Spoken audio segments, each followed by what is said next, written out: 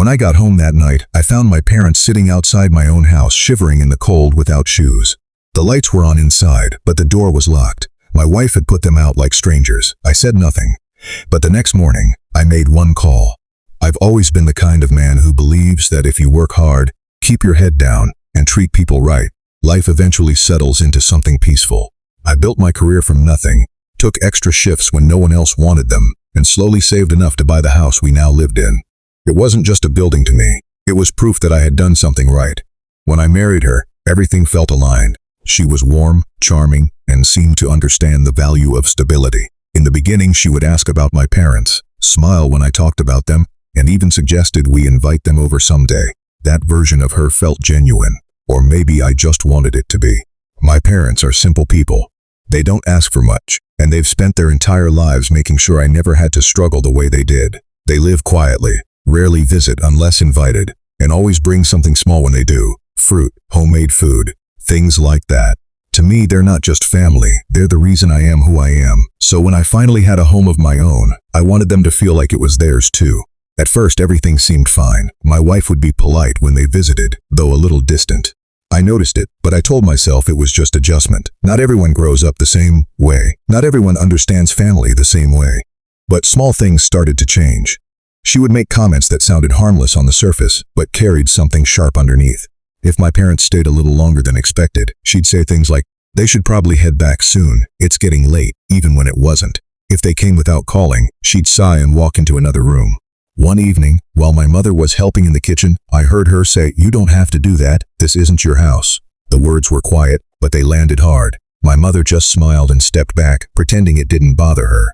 I noticed, but I didn't say anything. I told myself it wasn't worth turning into an argument. Over time, the pattern became clearer. She didn't like them being around. She never said it directly, but it showed in the way she acted, the cold tone, the forced smiles, the way she'd go silent when they entered the room. I tried to balance things, to keep peace between the two sides of my life. I'd limit visits, make sure to inform her in advance, and constantly reassure her that it wouldn't disrupt anything. Still, it never felt enough. There was always something off, something building under the surface. That night, I was running late at work. It had already been a long day, and all I wanted was to get home, eat something, and sleep. I didn't know my parents had come by. They hadn't called me, probably because they didn't want to bother me. Maybe they thought it would be a short visit. Maybe they trusted that they were welcome. When I pulled up to the house, the first thing I noticed was the porch light on. I saw them, sitting outside. My father was still on the seat, my mother beside him, both of them wrapped in silence, no jackets, no shoes, just sitting there like they didn't belong. For a second, I thought something else had happened. Maybe the door was stuck. Maybe they had stepped out for air. But when I walked closer, I saw their faces. Not angry, not even upset, just quiet. My mother tried to smile when she saw me. My father avoided eye contact. That's when I understood. I asked them what happened, but they didn't answer directly. My mother said, "It's okay, we were just leaving." That sentence told me everything. I turned toward the door, unlocked it, and brought them inside. She was sitting in the living room like nothing had happened. The TV was on, and she barely looked up when we entered. I waited for her to say something, anything, but she didn't. So I asked her, calmly, "What happened?" She shrugged and said, "They came without telling me." I wasn't comfortable. That was it. No apology, no explanation beyond that. Just a simple statement, like locking two elderly people outside was a reasonable response to discomfort. I felt something shift in that moment, but I didn't react. I didn't raise my voice. I didn't argue. I just nodded, helped my parents settle in, and made sure they were okay. My mother kept trying to downplay it, saying it wasn't a big deal, that they should have called first. Even then, she was protecting the situation, trying to keep things from breaking further. I stayed quiet the rest of the night. Not because I didn't care, but because I understood that anything I said in that moment wouldn't fix what had already happened. The next morning, I woke up earlier than usual. The house was silent. I sat alone in the kitchen, thinking about everything, not just what happened the night before, but all the small moments that led to it, the comments, the distance, the lack of respect. It wasn't just one incident. It was a pattern I had ignored for too long, and now it had crossed a line that couldn't be ignored anymore. I picked up my phone and made a call. It wasn't an emotional decision. It was calm, measured, and clear. I needed to understand my options, to know exactly where things stood legally and practically. The house, the accounts, everything. I had worked for years to build stability, and I wasn't going to let that foundation be disrespected or misused.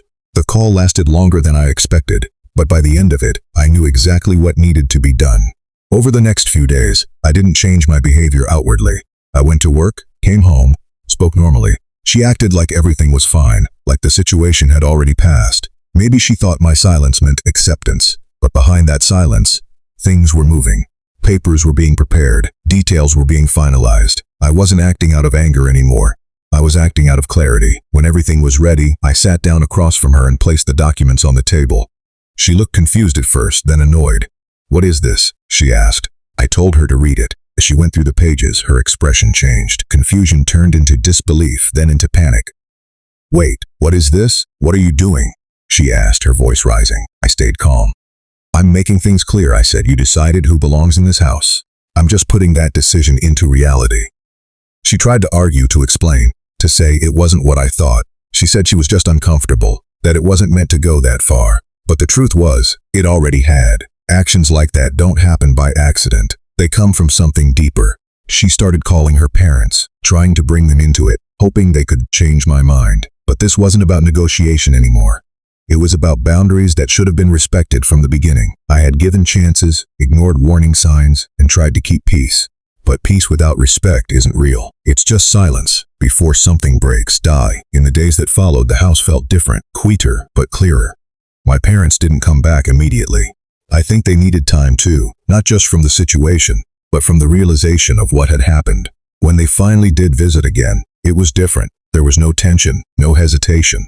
Just a simple understanding that they were welcome, without question. Looking back, I don't think it was just about that one night. It was about everything that led up to it. The small signs we ignore often matter more than the big moments we react to. I stayed quiet when I should have spoken, tolerated things I shouldn't have, and convinced myself that it would improve on its own.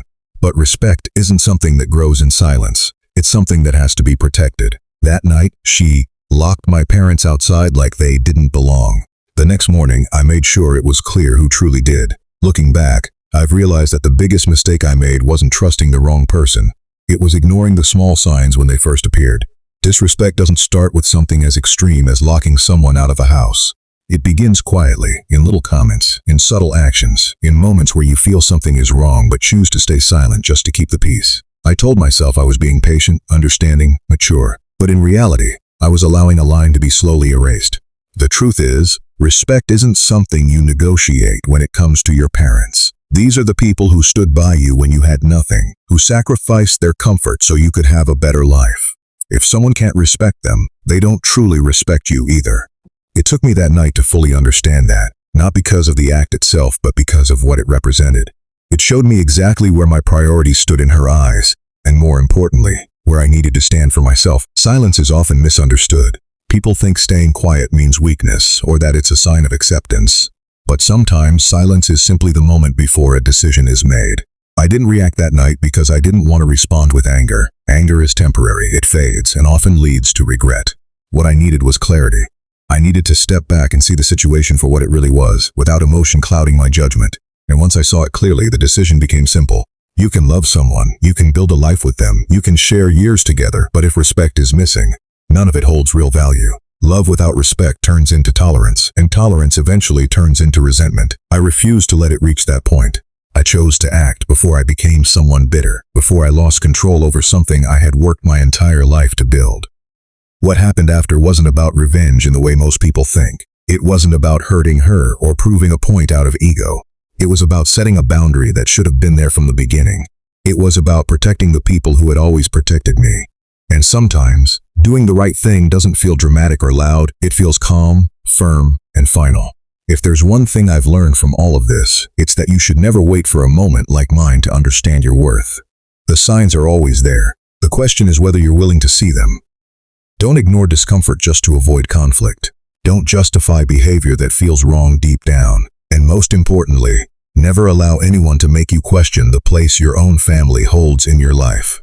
That night, she made a decision that she thought was small, maybe even justified in her own mind. But some actions carry consequences far beyond what we expect. You don't always get a second chance to undo a moment like that. And in the end, it wasn't just about a locked door, it was about what that door represented. She chose to put my parents outside, as if they didn't belong. I simply made sure that from that point on, everyone understood exactly where they did.